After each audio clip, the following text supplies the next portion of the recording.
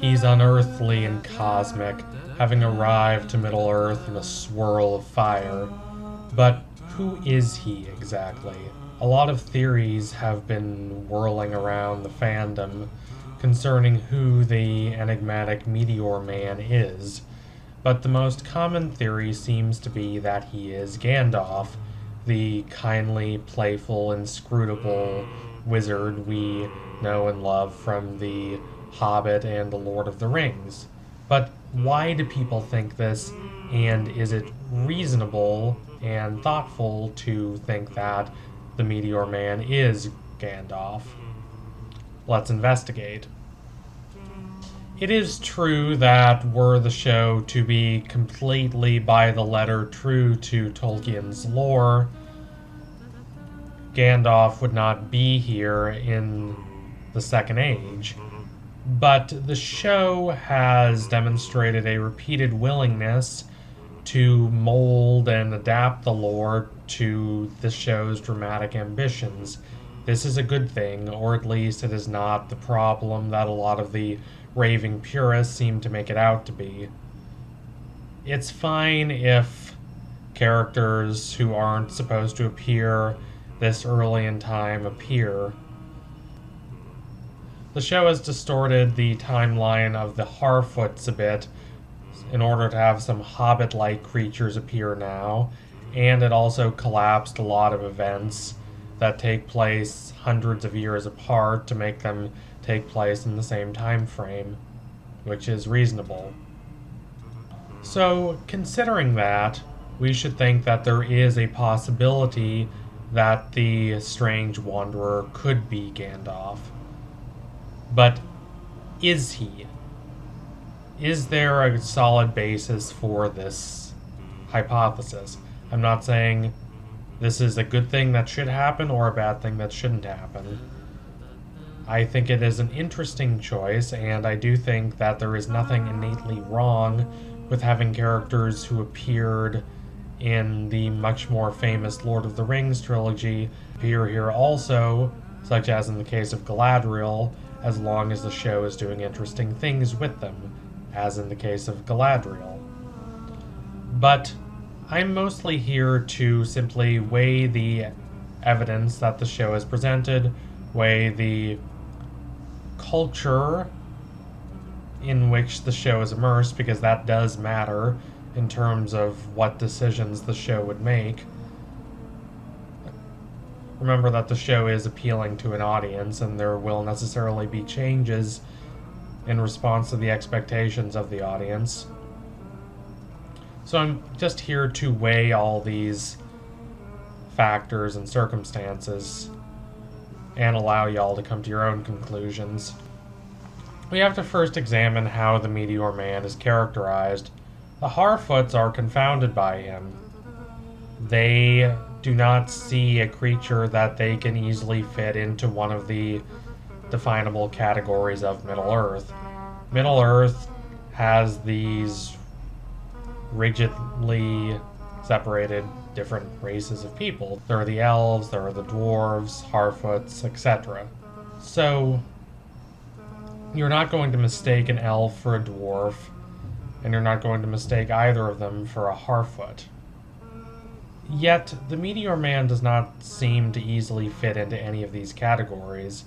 He is illegible to all of these different categories, and so the challenge for the Harfoot is not just to figure out who his personal identity is, but on a larger, more existential scale, they have to figure out how to really sort through his identity and factor it in to the different races and different factions of the world in which they live. Thus, we are left with a question of epistemology. And there are three major ways out of this problem. The first is divine or spiritual revelation. Go up on the mountaintop and find the truth revealed to you. Now, I'm not saying that we're going to have a literal deus ex machina situation in which some god or god equivalent comes down from on high and reveals that this is Gandalf or this is some other character. That's likely not how we're going to directly get the Meteor Man's identity, but on a slightly more grounded scale, more romance or myth than pure revelation, there is the possibility that we could get some signifier that this is Gandalf or that it's some other character. Think about how Aragorn is meant to be the king in the Lord of the Rings trilogy for reasons that are not wholly empirical or rationalist.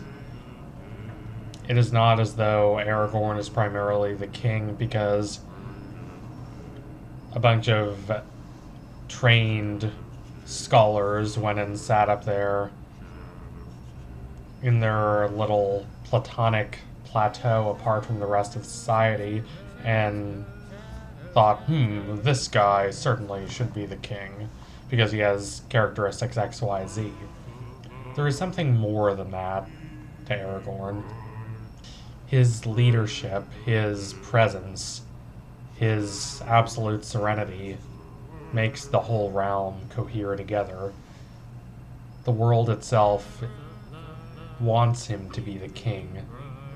And the Tree of Gondor, which, as showcased very well in the films, responds to his presence, is a clear indication that the world itself welcomes his reappearance and his reclamation of the throne. There is a real symbolic significance to his being there.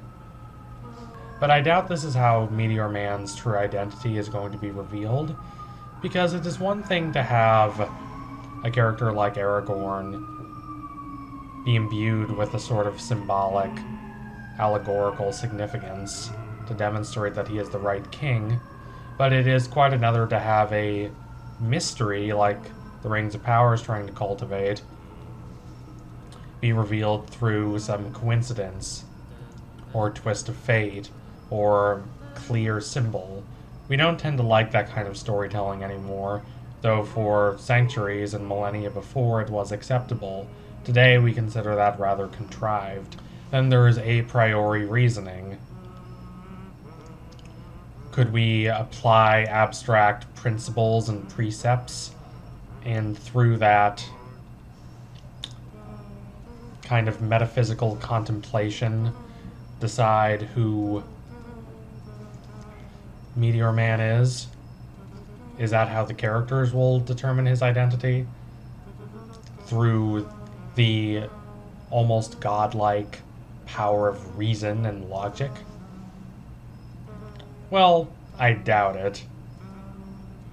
Tolkien actually warns quite often about the dangers of these abstract precepts once you get too far into these ideals and these values and apply them a little too broadly without being grounded in a greater and more foundational sense of the world in which you live and your relationships with others. That can lead to a sort of solipsism and arrogance. Perhaps we see Celebrimbor falling into a sort of arrogance of that sort, prioritizing these abstract ideals over the actual tangible dangers of wishing too large, having too lofty goals and ambitions. That leaves empiricism, the gathering of information and the drawing of conclusions from that gathered information. This is most likely. The Harfoots are clever and scrappy, and they are probably, with some help from Meteor Man himself, going to determine his identity that way. Perhaps a bit of luck will benefit them, but it is going to be through their own wiles and their own determination, most likely, that they discover the truth. But through our empiricism, guided by the lights of Hume and John Locke, what do we think the Meteor Man is? It is likely, based on his cosmic origin, that he is an Astari. As for what an Astari is, that's a very long story, and I do not want to drown you in a cascade of Tolkien lore. But the very, very short version of the story is that later on in the history of Middle-earth, the godlike beings who govern this world thought that Middle-earth was falling into decay and that it needed these beacons of light and thoughtfulness and selflessness to guide them. So it sent the Astari, who are the wizards that we know and love. 3 of the wizards are familiar to us. These are Gandalf, Saruman, and Radagast the Brown. There are also 2 other wizards, the blue wizards, that are likely not familiar to you unless you are a hardcore Tolkienite. A lot of fans have speculated, and I mean the real nerdy kinds of fans, that Meteor Man is one of the blue wizards. I think this is quite unlikely, less for in-universe reasons than for audience response reasons. This is clearly a mystery that the show is trying to cultivate. If they cultivated that mystery and then had the answer revealed to be a character that we don't know, it could work, but the show would need to do a lot to build that up, and it would have still significantly less dramatic impact than if it was one of the wizards we already know. And again, that would fit in with the appearance and transformation of these characters that we're familiar with. It's probably not Radagast, I'm just going to say that outright.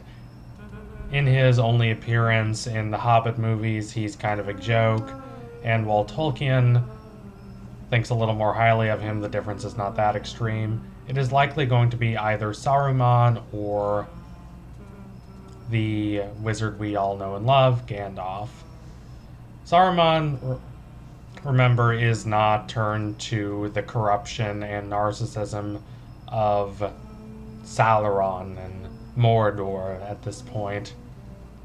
He is still committed to the well-being and prosperity of the beings of Middle-earth. It could be him. There would be a certain dramatic impact to it being him.